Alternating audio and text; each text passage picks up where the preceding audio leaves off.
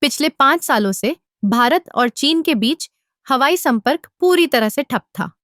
लेकिन अब चीनी एयरलाइनों ने भारत में उड़ानें फिर से शुरू करने के लिए मंजूरी मांगी है। यह एक महत्वपूर्ण कदम है जो न केवल व्यापारिक संबंधों को मजबूत करेगा, बल्कि दोनों देशों के बीच सांस्कृतिक आदान प्रदान को भी बढ़ावा देगा।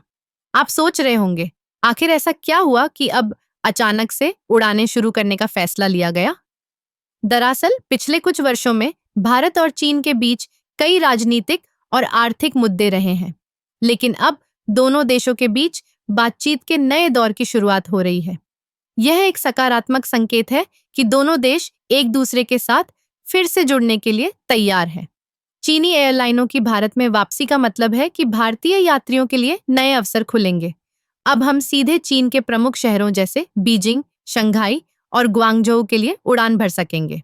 यह न केवल पर्यटन को बढ़ावा देगा, बल्कि व्यापारिक संबंधों को भी नई ऊंचाइयों पर ले जाएगा। भारतीय व्यवसायी अब आसानी से चीन के बाजारों में प्रवेश कर सकेंगे, जिससे दोनों देशों के बीच आर्थिक सहयोग बढ़ेगा। इसके अलावा यह कदम भारतीय छात्रों के लिए भी फायदेमंद होगा। कई भारतीय छात्र चीन में उच्च शिक्षा प्राप्त करने के लिए जाते हैं। अब उन्हें यात्रा करने में आसानी होगी। यह शिक्षा के क्षेत्र में भी एक सकारात्मक बदलाव लाएगा। हालांकि हमें यह भी ध्यान रखना चाहिए कि यह प्रक्रिया आसान नहीं होगी। सुरक्षा और स्वास्थ्य संबंधी नियमों का पालन करना जरूरी होगा। कोविड-19 के बाद हवाई यात्रा में कई बदलाव आए हैं। यात्रियों को नए नियमों और प्रोटोकॉल का पालन करना होगा। लेकिन अगर सब कुछ सही तरीके से होता है, तो यह एक नई शुरुआत हो सकती है।